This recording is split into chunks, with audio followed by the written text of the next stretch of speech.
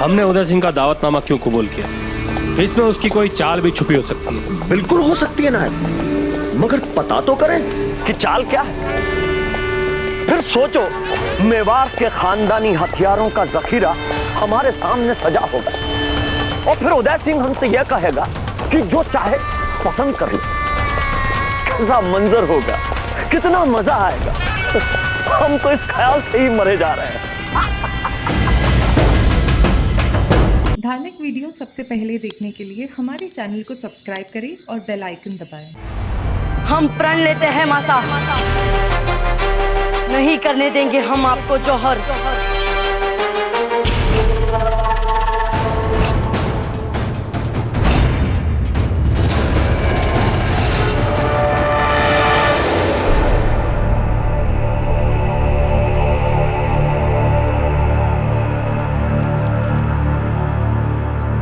मन में कोई शंका रानी सच्चा?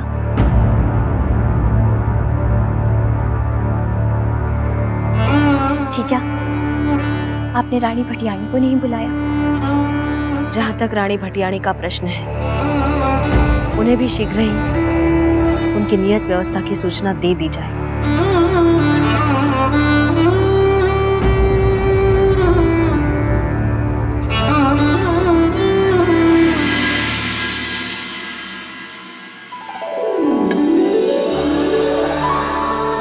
आज हमने किसी सेवक को पाकशाला में नहीं आने दिया।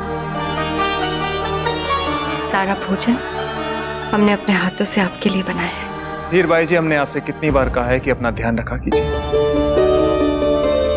किसी भी तरह का श्रम ना तो आपके लिए अच्छा है और ना ही बच्चे के लिए ठीक है। आपको अधिक से अधिक आराम करने की आवश्यकता है। राणा जी,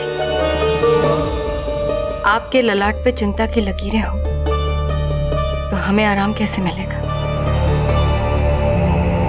जब तक हमारे किले के बाहर शम्स खान की छावनी की लकीर खींची रहेगी, हमारे ललाट से ये चिंता की लकीरें कैसे मिट सकती हैं?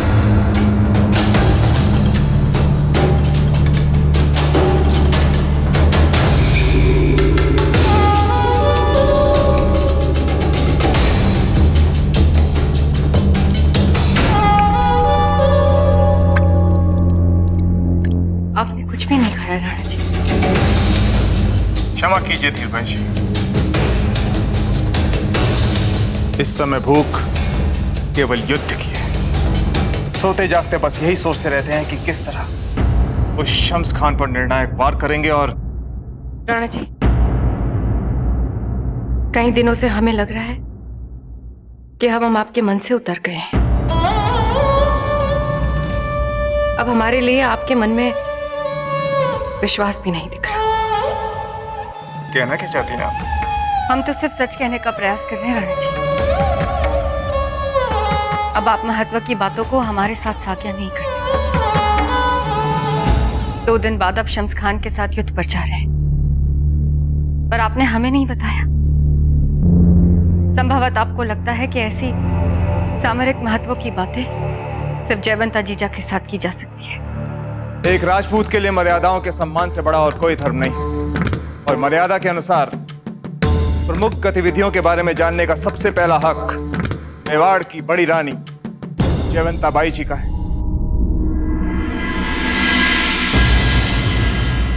अरे राणा जी, आप तो बुरा मान गए। हम भी आपकी मर्यादाओं का सम्मान करते हैं। हम भी महारानी हैं आपकी। लेकिन जयवंता जीजा, वो तो हमें अपनी छोटी बहन मान के सारी बातें बता सकती है ना। जो बात जब जिन्हें बतानी है हम बताते हैं बिना। जीजा, आप आज ही हमने औपचारिक रूप से सभी रानियों को बुलाकर राणा जी के युद्ध में जाने और सभी रानियों के जौहर की तैयारियां आरंभ करवाने की बात कही। जौहर? राणा जी, आपने हमें क्यों नहीं बुलाया जीजा? क्योंकि आप जौहर में भाग नहीं रहेंगी। परंतु क्यों? जौहर तो राजपूत वीरांगना का अधिकार है, सौभाग्य है। फिर क्यों नहीं जीजा? आप हमसे ये अधिकार नहीं ले सकते जीजा। राणा जी आप कुछ कहते क्यों नहीं? हीर भाई जी बिल्कुल ठीक कह रही हैं। जौहर हर राजपुतानी का अधिकार है। क्षमा करें राणा जी, किंतु क्या आपने नहीं कहा था कि हमें मेवाड़ के सभी उत्तराधिकारियों और बच्चों की रक्षा करनी है? कहा था, अवश्य कहा।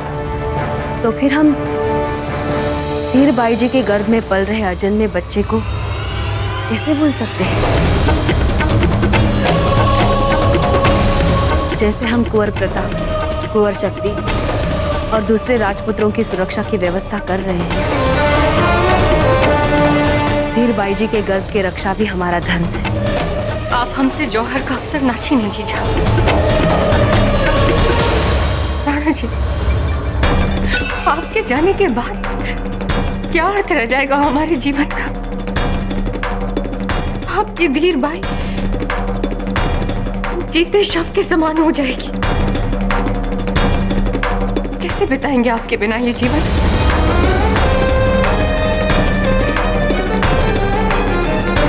राणा जी,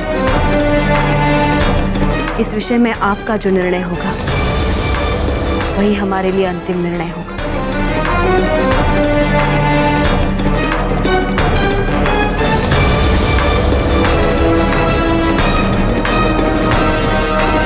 हीर भाई जी, आपके मन में जो हमारे लिए प्रेम है, हम उसका सम्मान करते हैं। लेकिन इस समय हम आपसे अपेक्षा करते हैं कि आप हमारे बात कीजिए। हीर भाई जी, अपने इस बच्चे को जन्म दें, उसे कुंवर प्रताप का दाहिना हाथ बनाएं। मेवाड़ के भविष्य के लिए, इस अजन्मे बच्चे के भविष्य के लिए, कुंवर प्रताप के लिए आपको जीवित रहना पड़ेगा। कभी कभी देश के लिए प्राण देने से बड़ा बलिदान देश के भविष्य के लिए जीवित रहना होता है, और हम चाहते हैं कि आप ये बड़ा बलिदान दें। क्षमा कीजिए महाराज, आपसे सदा के लिए अलग होने की कल्पना ने हमारे सोचने समझने की शक्ति छीन ली थी। कुछ पल के लिए हम अपने बेटे प्रताप को भूल ही गए थे। हम इस जीवन को कर्तव्य मानकर जिएंगे, आपके आदेश को अपना धर्म मान के जिएंगे।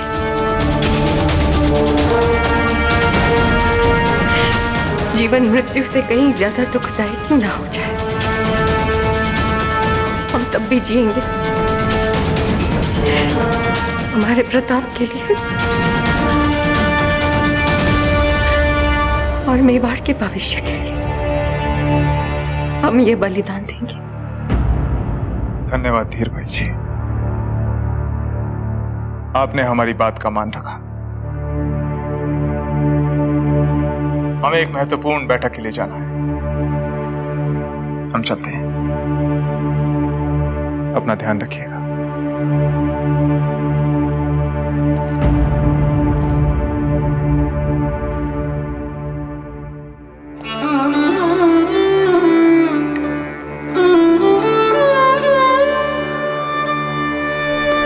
लेकिन आज उनके साथ व्यवहार मेवाड़ के राजघराने की मर्यादा के अनुसार हो। कोई भी अतिथि के विरुद्ध जाने का अपराध ना करे। समझ गए आप लोग? हुकुम।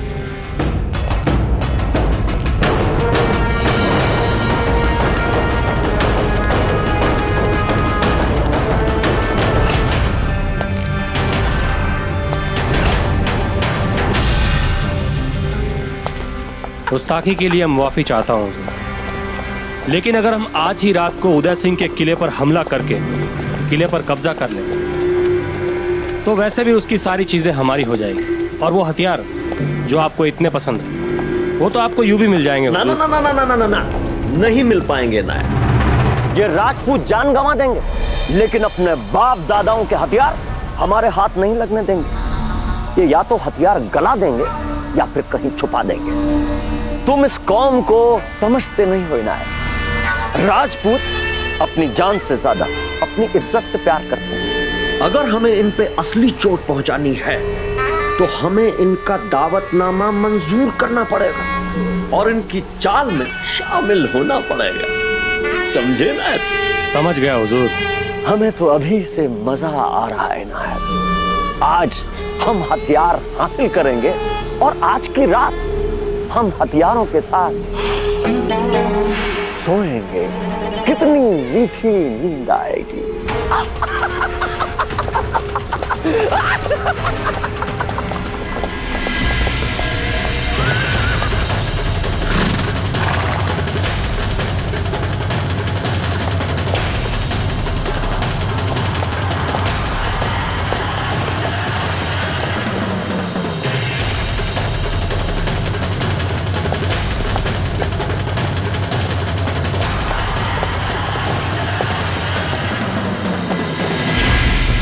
क्षमा करें अन्नदाता। क्या हुआ? वो राजकुमार प्रताप।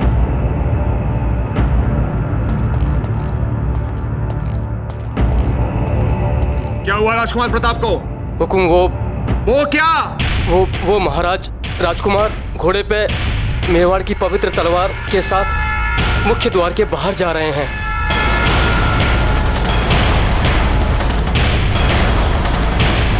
कुंवर प्रताप! राज!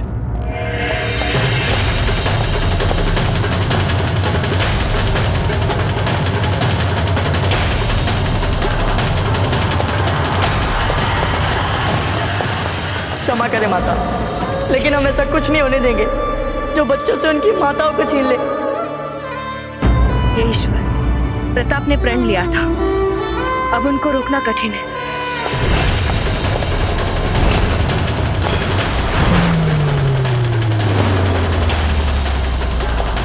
पर प्रताप तो खानदानी तलवार लेके जा रहे हैं। नहीं मासा, यह संभव है। वो तलवार तो कोई उठा ही नहीं सकता। नहीं कुंवर शक्ति,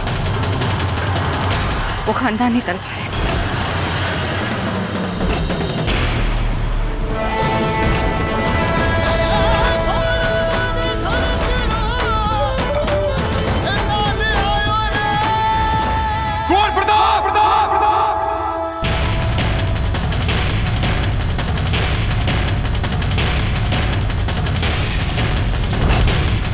रोको उन्हें!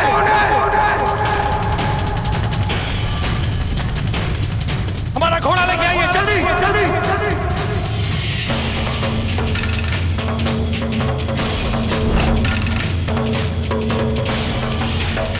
कुंवर प्रताप! द्वार बंद करो!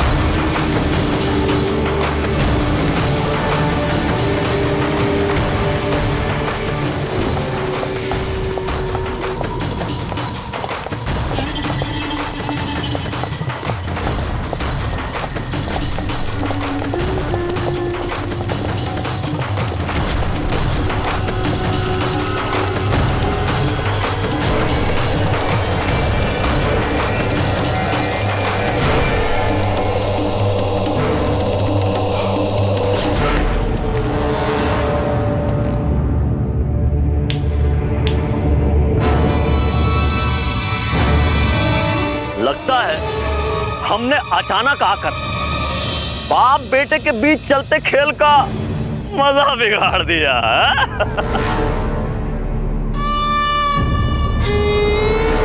इस गुस्ताखी के लिए मैं माफी चाहूंगा महाराजा उदय सिंह। वैसे खेल क्या खेल रहे थे आप? शम्स खान और उसके सिपाहियों से बच के कैसे भागना है? आपने जो गुनाह किया है उसके लिए हमारे सामने घुटने टेक के माफी मांगो। चलो माफी मांगो।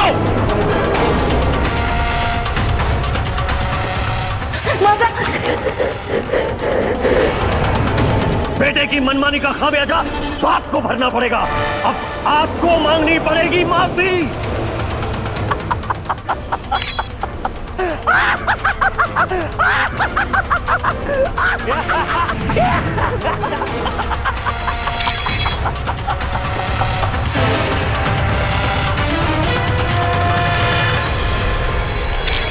कुंवर प्रताप,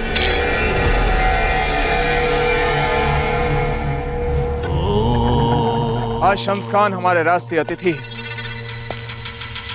अतिथि सत्कार के संस्कार हमने आपको दिए हैं कुंवर प्रताप, भूलिएगा मत।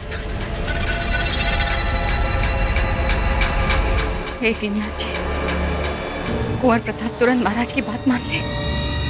हम 41 दिन का फलाहारी व्रत करेंगे आपके लिए। कुंवर जी, एक राजा को युद्ध क्षेत्र में ही नहीं, युद्ध क्षेत्र के बाहर भी हर पल सूझबूझ की परीक्षा देनी पड़ती है। जब आप में प्रजा की भलाई और कुशल शासन में राणा जी जितनी समझ आ जाएगी, तभी आप समझ पाएंगे कि राणा जी ने जब जब जो जो किया वो सही था या गलत।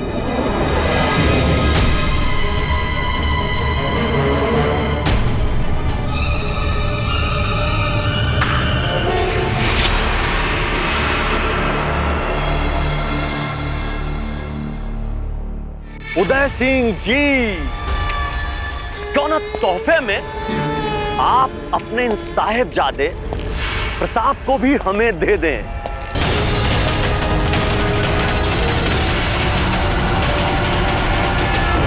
हिलना मत यहां से। आपको तो पता है कि हमें ऐसी नायाब चीजों का कितना शौक है।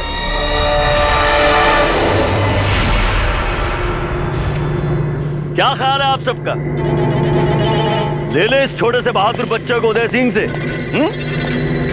याद है ना आप सबको उस दिन दरबार में क्या तेवर दिखाए थे इसने? भाई वाह, माशाल्लाह। हुजूर, आप मांग लीजिए कुंवर जी को, महाराज उदय सिंह मना नहीं करेंगे।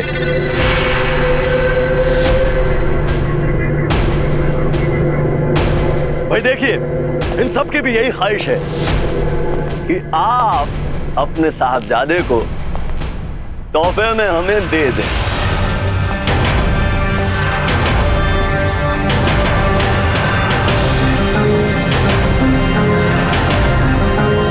चलिए शम्स खान, आदर के साथ हम आपको दरबार में ले चलते हैं। दरबार में तो चलेंगे ही राणा जी, लेकिन आपके बच्चे ने हमें अपना कायल ही बना दिया। इतनी सी उम्र और ये तेवर, भाई वाह, मजा आ गया। और बड़ा मजा आता है हमें गर्म खून के घोड़ों और गर्म खून के बच्चों को सीधा करने में।